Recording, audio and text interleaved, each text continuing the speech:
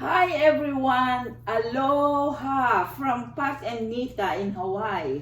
Naimbag nga oras yung amin kakabsat.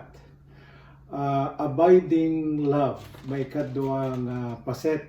Dayjay seryeta yung love worth sharing. Dito yung mensahe tayo tangal daw kat ti panakailokano na kumakit ang talinaed nga ayat. Inusar ko di ang talinaed ti nga title kakabsat gaputa ag talinaed nga minti inusar ta Biblia para ti balikas nga abide.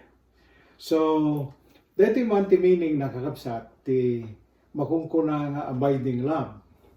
So, abiding love is love that is enduring, unceasing, or lasting. Hindi lamang panghabang panahon manatili sa relasyon, kundi mapagmatiisin pa. Makaibtur, ure kasano nga rigat, iso nga saan nga kupas nga ayat, ti mabalimpay nga paulo, dito nga mensahe, dito pa iti baynayo na meaning nanay. Ayat nga ang talined, ti mabayag nga panawen, enduring, iso tayo kunakon, mapagtiis, iso nga agbayag. Deta tiket na nga sa uwen panagayat nga di agkupas. Ha? Wow! Okay. Bagay na launa ay para ti Hearts Day dito yung mensahe. Gusto ko yan. Yeah, alawad. Itay last week ngamin kakabsat kat in-share tayo ti TL. Lagi piyo true love versus SL. Kasangonan ngay rugita nita. Ada aramidet nga ited kada kayo. Okay. Kasangonan ngay rugita ti sermon nga abiding love. Itangal daw Domingo, February 14, meron akong ihandog para sa iyo. At ito ay yellow roses. Pinagpit ko matindang dito sa na. Dito, yellow roses. Good. Dayjay. Okay. Napangun sa amin, pinukan din kay Yellow Roses ko. Happy Hearts Day. Happy Hearts Day, kapapsa. And then, pasensya kayo, mga youth, mga kabataan. And then, pasensya kayo, mga youth, mga kabataan hindi nakakakilala kay Victor Wood. Eternally, dahil top hits, ito panahon Amuyo kami, masarakan, jay team song, jay Forevermore. Lisa Soberano. So isa ti mangmangagan dagiti agdengdengag kada tayo itata. Ket kada kayo mga nga taga church. Aya. Pasensya na kayo kada iti nga introduction min kakabsat. Laglagi po niyo wala tayo sa loob ng simbahan. Ay kaya ang style ng pangungusap namin ay pang Facebook talaga. Ngayon, talaga, seriously speaking. Ayan, okay, rugyan tangka. Kakabsat, anyakad ngamin ti kayat nga sa uwen ti abiding love. In the context of the series, abiding love, na nagamit natin sa ating relasyon sa ating mga asawa, pamilya at kapitbahay. At ang pinaka-importante sa lahat, ano ba ang significance ng abiding love sa relasyon natin sa Diyos? So, basahin natin ang text para sa mensahe nating ito, Nita. 1 John 4, verse 12 to 16. No one has seen God at any time. If we love one another, God abides in us, and His love has been perfected in us. 13. By this, we know that we abide in Him, and He in us, because He has given us of His Spirit. 14. And we have seen and testified that the Father has sent the Son as Savior of the world. 15. Whoever confesses that Jesus is the Son of God, God abides in us, in Him, and He in God. 16. We have known and believed the love that God has for us. God is love, and he who abides in love abides in God, and God in him. So, mga kapatid, mula sa mga verses na ito, nagbigay si pastor ng mga ilang ingredients or components na bumubuo sa tinatawag nating abiding love. At dahil mahaba ito, medyo bilisan natin nita. Connection. Okay. Bigyan lang natin ng konting description ang ating babasahin. So, connection. Kasapulan nga ang relasyon mo kana po Dios tapno mapagtalined mo, ti relasyon mo, ti padam nga tao. Commitment. Imposible nga makapag-commit sa isang relasyon kung hindi ka nakakonect sa iyong karelasyon. It is impossible to be committed if you are not connected. Tama ka, brother. Gusto deta. Okay, next. Continuity. Hindi ka rin makapag-commit kung wala kang plano na panatiliin or patagalin ang relasyon. Communication. Mahirap pagpatuloy kung wala nang naiwan. Ang ibig sabihin, communication, ang bunga sa mabuting communication ay magandang pagsasama. And then, Love. Charity or love. Mahirap magpatuloy ang anumang relasyon kung wala ng love na naiwan sa bawat isa. So, pakinggan natin ang mga detalye ng mga ito para mas maliwanag ang pagkaintindi natin. So, let's start nila. First, connection. 1 John 4, verse 12. No one has seen God at any time. If we love one another, God abides in us, and His love has been perfected in us. Maganda ang itinuturo nitong verse na to. Ngunit, nais kong i-point out, mga kapatid, na ang previous verses na mabasa nyo yan, magmula sa verse 7-11 na ang sinasabi ay God is love. Ipinakita niya ang pagmamahal niya sa atin by sending His only begotten Son at sa verse 9 that we might live through Him. At sa verse 11, before that, sinabi niya na if God so loved us, okay, we also ought to love one another. Kaya ang explanation nitong connection ay ito. Okay? Ang unang step dapat is to establish our connection with the God of love. Okay? Doon tayo magsimula sa relasyon na vertical so that ang maging outcome is for us to love one another. So, nagsimula yung relasyon ng love with God, nga vertical direction, at because God loved us, nag-overflow sa horizontal na direksyon sa ating kapwa. So, it is only by the love of God in us that we are able to effectively love one another. So, tigayat na nga sa darling ko, saan nga makapagtalined nga bayag ti anyaman nga relasyon nang nangruna no agasawa no awan niya po Dios kadayjay triangulo ti relasyon mamati kayo kadakam kanita eta adot padas bi kadadan 54 years min nga nagasawa ti adu nga up and down no awan niya po Dios dito nga narigat kami nga nakadanon wala imposible nga nakadanon kami. So kaya't nga asawan nga spiritual ken personal nga aspeto ti relasyon tayo kadagiti tattao tilawlaw tayo. Ket maapektaran ang relasyon natin kay Lord kung hindi maganda ang relasyon natin. Relasyon mo ta asawam ken tattao. So insarurong na pa jay 1 John 4:20-21 nga nagkuna nga kasano nga ibagam nga ayaton niya po Dios nga di mo pa'y nakita no di mo maayat tay kabsat mo mismo nga makikita. Ang Anong peso sumo? deta kakabsat. Deto nga prinsipyo ti isurusuro ni patkanyak nga saan kam nga makaasideg kini Apo Dios nga agkararan no agpinpin na uyo kami.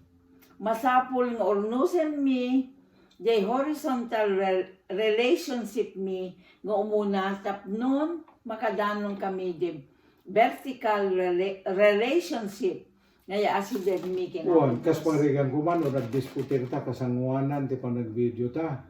Kati kararag ta nga apo bendisyonan. Hanta mabalin ti mapanagkararag no hanta nga aging nornos, di nga ben? Okay, and then let's go to the next. Commitment, may kadwa deto yung elemento ti abiding love.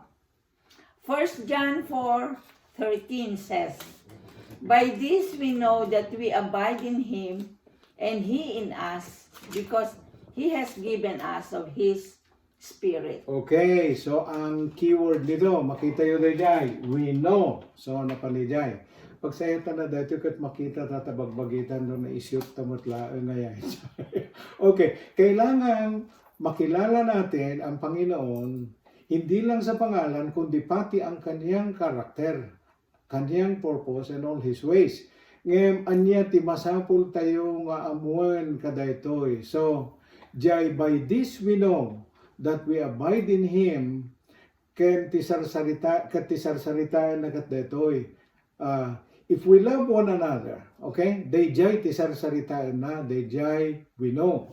Okay? And then, commitment to stay connected and love one another, ti isursuro dagitoy dua nga bersikulo nga nabasa tayo, manipod ti connection ken commitment. Okay? Kinapudno na ket kuna dagiti commentator nga ti papaadal dati si Bobukel nga chapter 4 ket babaen ti panagayat tayo ti sabali isut pakabigbigan tayo nga kas Kristiyano wenno pasurot ni Apo Dios. San laeng nga di marikna tayo nga ayat no diket kang runaan na unay di aramiden tayo panagayat panangtulong panangasi uray pay di makungkuna nga panangayat mo kadigiti unlovable. Ket may palagip dagiti nailawlawag tayo jay sacrificial love ang napalabas nga mensahe tayo ita. Agree ako dyan, Oh, kapsat. wow, okay, thank you. Ano pa? Itong component or elemento ay napakalawak. Iso nga ikantay ti panahon nga i-discuss tayo digiti sabsabali pa ya klase ti commitment. O elemento ng commitment, ano? Okay. So, may mga ingredients na connection, commitment, continuity, pero itong commitment merong sub na mga elemento. Okay, di ba? Ano ba ang mga ito? Okay? Commitment to honor. Yun ang una. Dito iti umuna kadayjay 5 nga klase ti commitment. Sa family setting galing ang mga verses na ito. Okay? Exodus 20 verse 12. Oh, adayjayan. One. Honor your father and your mother, that your days may be long upon the land which the Lord your God is giving you. So, masansan, uno madalas, kunana dito madalas marinig natin ito sa mga pastor, na obligasyon natin, igalang natin ang mga magulang natin. Dahil sa ito lang ang may command na may kasamang promise. Okay? So, alam ba niyo yun? Na ang promise ng command na ito ay mahaba ang buhay mo. Okay? And then, may lupa yung ibibigay ng promise na ito. Okay. Ita lang ang madlaw ko nga duwagayam ti Karina. Dito yung versikulo. Long life at lupain. Hindi lang in-specify kung house and lot ito. Oh, sabi Lupain nito, lang? oh, that your days belong upon the land which the Lord is giving you. Pero ang bait naman ni Lord sa atin, okay? medyo mahaba na ang buhay, meron pang lupain na may house and lot. Okay, and then ito, magustuhan mo ito, Nita. Okay, bigay ko na. Ito, dito sa 1 Peter chapter 3, verse 7. Okay? Bigay ko sa iyo ang sikreto, mga kapatid. Husbands, in the same way, be considerate as you live with your wives and honor, treat them with respect as the weaker partner and as heirs with you of the gracious gift of life, so that nothing will hinder your prayers. Diyan binasa kakabsat kat New King James Version. Ngam detoy iso ti inusar dayjay King James nga mismo. Nga kunana giving honor to the wife. And then kunana ito that your prayers may not be hindered. Agkumpisarak kada kayo kakabsat dito iti sikreto na. No kasanot na mayan ninita nga andernat. Kuman dito yung amin, di asawa. Kunan di Biblia ngamin, nga di asawa kat ko mo ijay langit. Dato ni. Kaduam nga agtawid ti langit di asawa, miso nga agrinespetar kayo nga agasawa. Deta tibilin na. So, amoyo, jakmot mabuten, nga mangibaga ka deta, taad namot bilin, para kadigiti misis nga kabalas na detoy ket jay 1 Peter 3 verses 1 to 7 isunto ti sumaruno nga Bible study nilo Huwebes nga kuna naman wives submit to your husband kuna naman tayo. Okay, sumaruno Nita. Commitment to care. Okay. Abiding love has the element of commitment to honor and now to care. Sa konteksto ng pamilya pa rin ang mga verses natin. Basahin na lang nyo sa screen ang Genesis 37. Okay. Ngayon kayat ko nga itad detoy kada kayo kakamsat. Iso detoy je 1 Timothy 5:8 kunana detoy abiding love at da kakuykuya na nga commitment to care. Kaya 1 Timothy 5:8, it says, "But if anyone does not provide for his own, and especially to those of his household, he has denied the faith and is worse than an unbeliever." So kung may utos sa mga anak na honor thy father and thy mother, at kung may utos sa anak at asawa, ngayon naman may utos sa mga tatay na breadwinner. So may obligasyon sila na mag-provide sa kanilang pamilya. Ket kinapudno na instinct detoy nga rik na ti ama wenno ina nga aywanan da ti pamilya da. Ket no sandang aramiden dagitoy ket datoy ti resulta na. Jay kuna na nga he is worse kuna na itayan. Yeah, especially to those he is worse than an unbeliever. Okay, and then number 3 Nita, Commitment elemento. to understand. Okay. So dito yung commitment to understand. Ito yung pangatlo na elemento ng commitment. So kasi ti aramidan tayo kakabsat gaputa talaga pudno nga atidog dito nga basit dito nga inted ni Pastor Mark. Dayjay commitment to understand, kakuyog na maten, jay commitment to forgive, ken commitment to restore. Ket masarakan dito ngamin, ijay parable of the prodigal son. Ket gaputa tidog dayjay kakabsat, istorya lang na. So kadigiti sampay nga nakangkangeg kadayjay prodigal son ti Biblia. Ken adto digiti nakangkangeg nga handa nangaganti kubleto. Kastoy man. Aya. Daytoy ti pakasarita anti maysa nga anak nga nang dawat ti nasapsapa di panakabagi na di sanikuan ni tatana. Santa yung aramidon dito ngamin nga kas Pilipino tata itid mo kanyak tay tawid ko tay nakman di Manila. Buti nakman di Las Vegas. Nga detoy kakabsat mabasa tayo itayan ta Biblia nga paset daytoy ti kultura dagiti Israelitas wenno dagiti Hudyo idi panawen na panakaisurat jay Biblia. So tinapasamak inted ti ama ti kabalor jay tawid ti anak na nga pimanaw nga mapan mangrugi ti biyag na ti sabali nga lugar matandaan di jay. Nang tayo deta nga sermon ni Apo Padi. Ngayon, ipatuloy ko di pungtuna, nagpapaimas ti biyag dito yung anak, bayat ti panagbiag na, kat di na napuputan, nawaldas na aminin, day jay tawid na, ang hingganat, na ipaturay na nga, patagabon. Tapno ang biyag lain, kat among, hindi ang patagabo, ang tartarakin ti baboy, day jay apuna, kat ijay ti nakapigbigan na nga, nasaysaya at paiket din ti kang kanen digiti baboy ngem ti ipakpakan ti amo na kenkwana. Okay.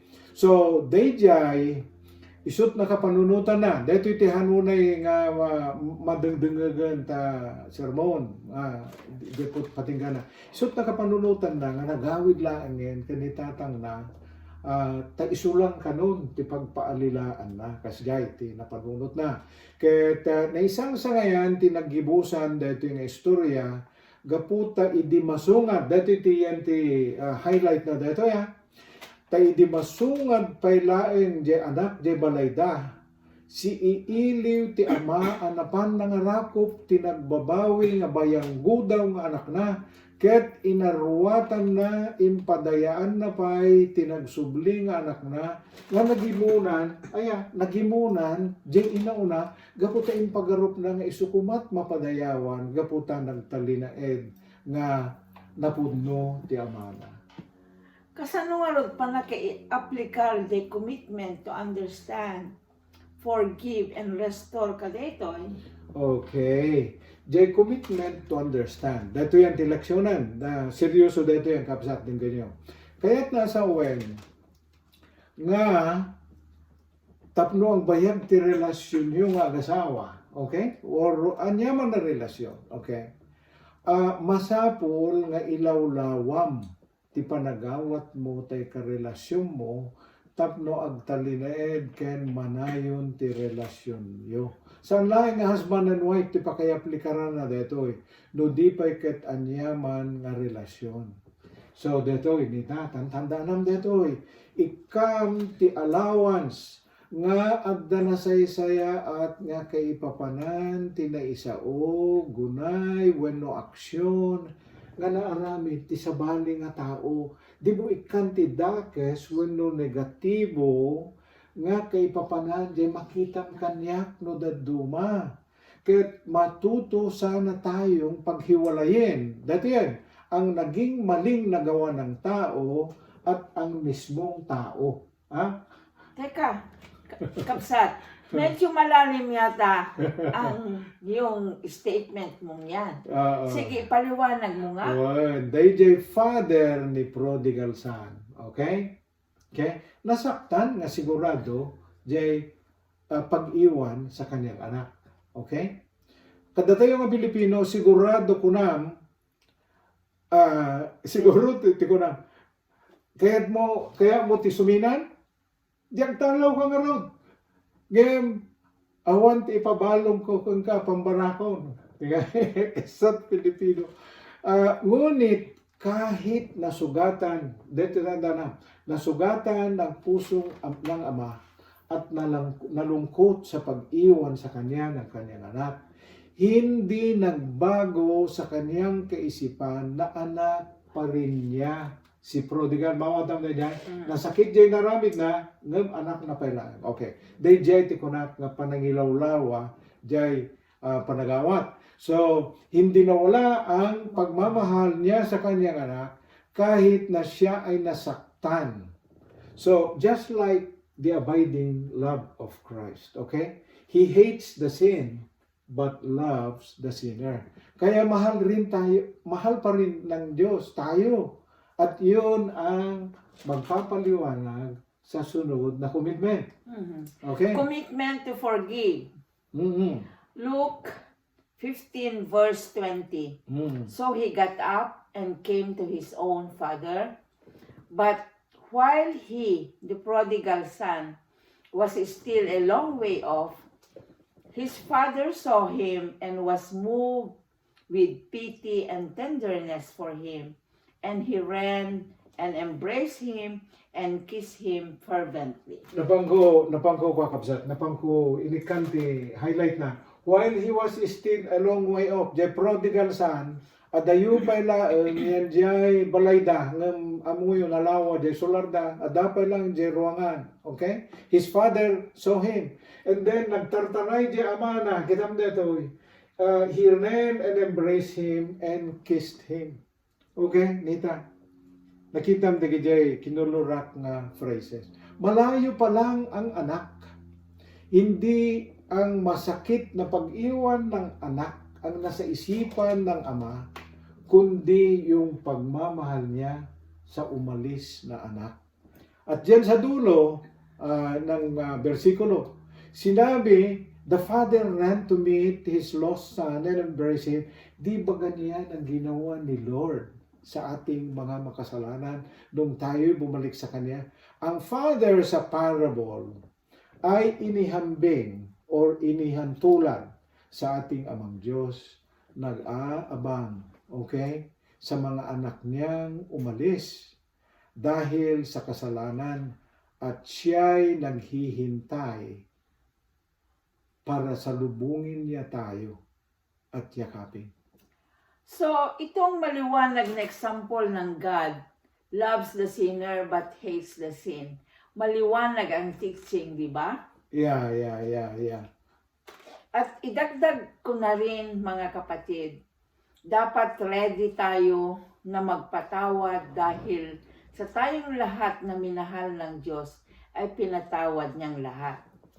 Ang ating mga kasalanan nung tayo ay nagrepent and accepted Jesus as our Lord and Savior.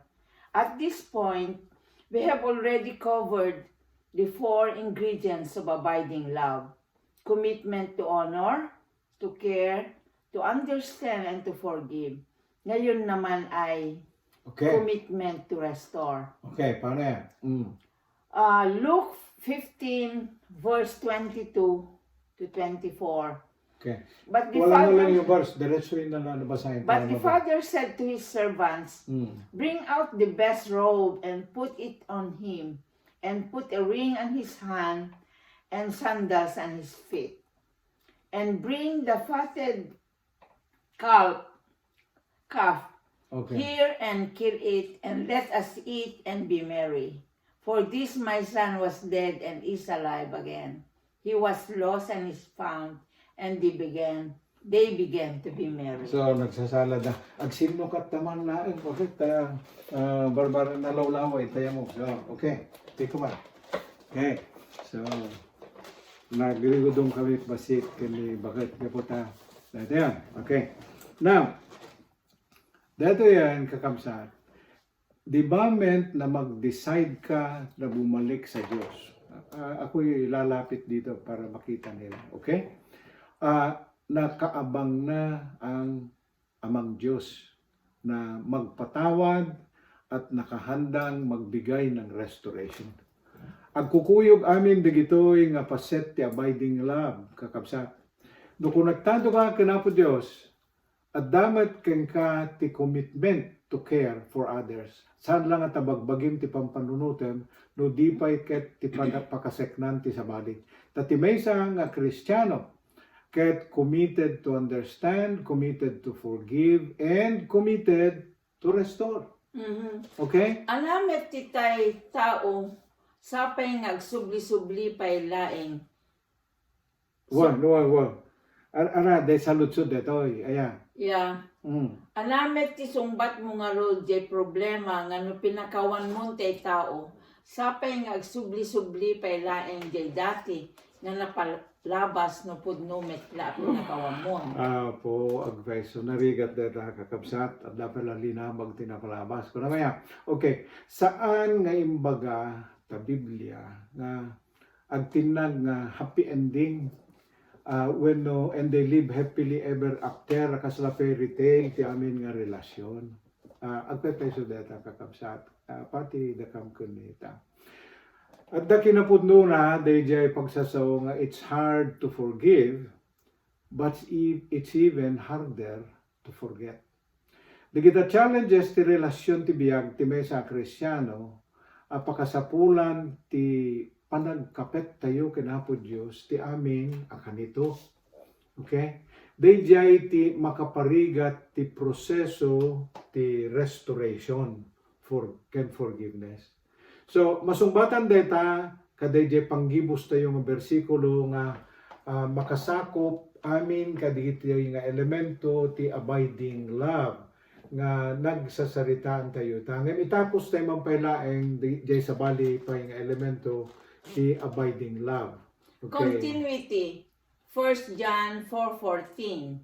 We have seen and testify that the Father has sent the Son as Savior of the world. Mhm. Malagip yu digiti muna nga lista ti ingredients when the components of abiding love. Connection, commitment, continuity, communication, and charity. Darasan tayo deto'y duwa sumarunon tapno at panawin tayo di may ikatlo. Okay, ang sinasabi ng verse na to, okay? Dito. Tungkol sa mga believers, okay? After nakilala nila ang Panginoon, they got connected, nagpatuloy sila sa kanilang commitment by loving one another, at ngayon nagresulta sa kanilang pag-testify kung na ijay. Okay? Nagresulta sa kanilang pag-testify about our Lord Jesus Christ. So, they are now preaching the good news. Okay? To the world. Pero, balik tayo sa elements ng abiding love. So, kailangan ang commitment na magkarelasyon, ang continuity sa isa't isa. At i-declare at i-commit nila sa isa't isa from the very beginning. At ingatin nila na patagalin yan habang buhay. So, yan ang continuity. So, ganito ang example niyan, Nita. Okay? So, magpakasal sila, yung magnobyo na talagang gusto ng abiding love, kailangan na magpapakasal sila and make their vows till death do us part. Okay? Paano magtatagal ang relasyon kung walang commitment na pangmatagalan ang pagsasama? So, kung live-in lang, ay parang sinasabi na, sige, ang bibili natin na furniture ay yung king size bed na lamang. Okay? Plastic na lang ang iba because baka hindi pa natin nabutin na masira ang bed, magkahiwalay na ang dalawa. Okay. Joke lang, pero kinapuno na ni Jai. Nita. Communication. 1 John 4:15 says, whoever confesses that Jesus is the Son of God, God abides in him, and he in God. Ay, one, Jai, na dagdagos na whoever confesses. Okay. We confess with mouth. Di kami. So, napaka-importante ang mouth. Napakaraming proverbs ang sinabi ni Pastor Mark, pero i-summarize na lang natin na napaka-importante ang communication sa abiding na relationship. At ang pagtatagal ng relationship ay oftentimes dahil sa magandang communication ng mag-asawa. And so, let's now proceed sa pinaka-importanteng ingredient ng abiding love. Dito iti sarsarita and dayjay. Charity love. Okay. Actually, ang charity ay word na ginamit sa King James Version. All the other versions use love. 1 John 4:16 says, and we have known and believed that the love that God has for us. God is love, and he who abides in love abides in God, and God in him. Well, peso dete kunam nita nga dayjay yan ta King James version tinusar na ka charity. Pero all the other versions ang ginamit ay love. Okay? So yun na lang ang gagamitin natin. The most important ingredient in an abiding relationship is love. Okay, one thing we need to remember is love doesn't come from anyone. It originates from God. The love relationship that God abides is the one that involves the spiritual and personal aspect. At actually, ang aking personal na paniniwala is this. Salita ito na talaga medyo may katandaan na. The love that is aroused by a woman from a man may not last long. Okay? Kung sexy yung babae and then na-arouse yung lalaki, that may not even deserve to be called love. But let's not dwell on it now.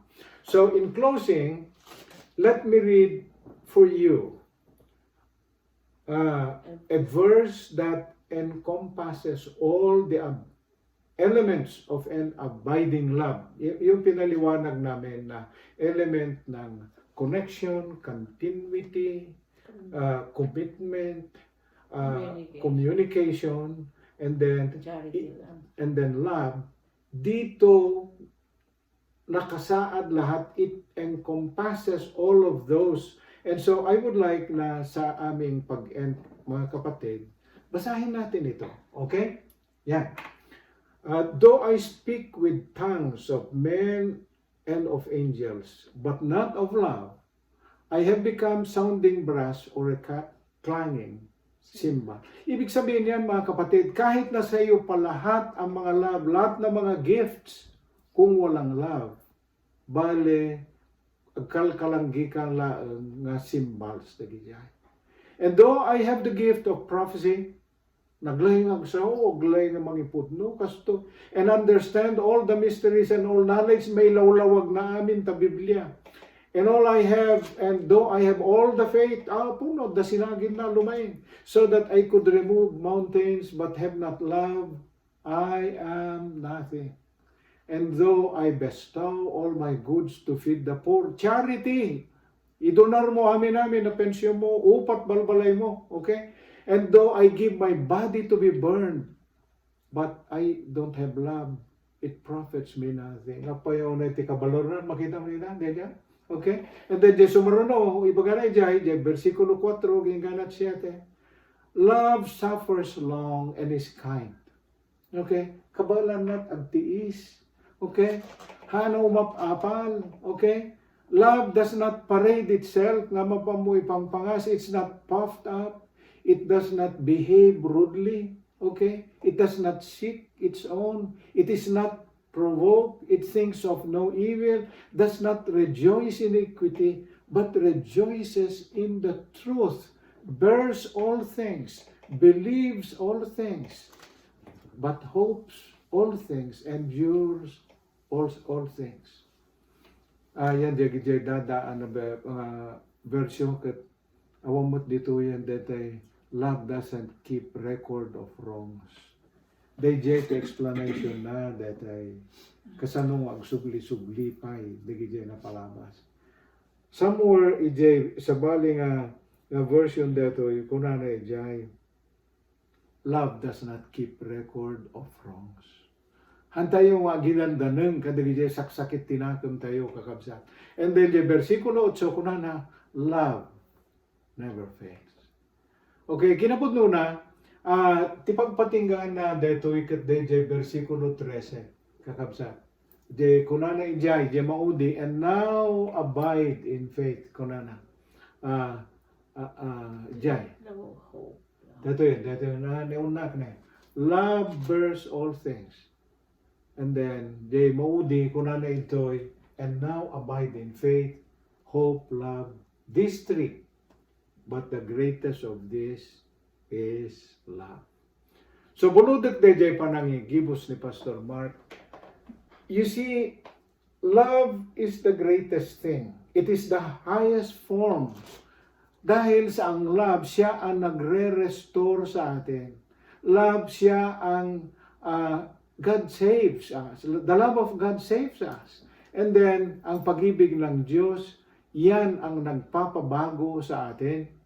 And then, Ang pag-ibig ng Diyos ang siyang nagbibigay sa atin ng another chance. Ang pag-ibig ng Diyos ang siyang tumatanggap sa atin. And God's love is steadfast and unchanging. Hindi nagbabago yan. God's love comforts us. God's love is revealed to us through Jesus Christ. God's love is poured into us through the Holy Spirit. And then God's love compels us to love one another. So ito po ang challenge namin as we close, mga kapatid. Sabi ng Biblia, abide in me and I in you. As the branch cannot bear fruit of itself unless it abides in the vine, so neither can you unless you abide in me. I am the vine, you are the branches. He who abides in me and I in him, he bears much fruit. For apart from me, you can do nothing. Mga kapatid, there is no other safer place than to abide in God's love. There is no peaceful place than to abide in Christ's love. There is no greater place than to abide in God's love. Yung love ng Panginoon, siya ang nagbigay ng elemento sa abiding love. Yung pag-ibig natin sa isa't isa na magtatagal. Dahil sa yan ang magpapanatili sa atin na connected tayo for each other. And then, yan ang nagbibigay ng commitment sa atin. Yan ang nagbibigay na nagpapatuloy sa atin no matter what. At yun po, mga kaibigan, ang aming nais na ipagdasal para sa inyong lahat. May the Word of God na na-share namin sa inyo, may it dwell in your hearts. May it bring transformation into our lives. And may we learn to love in an abiding love, now and forever. And we pray all this in Jesus' name. Amen. Though the sky should fall, remember I shall always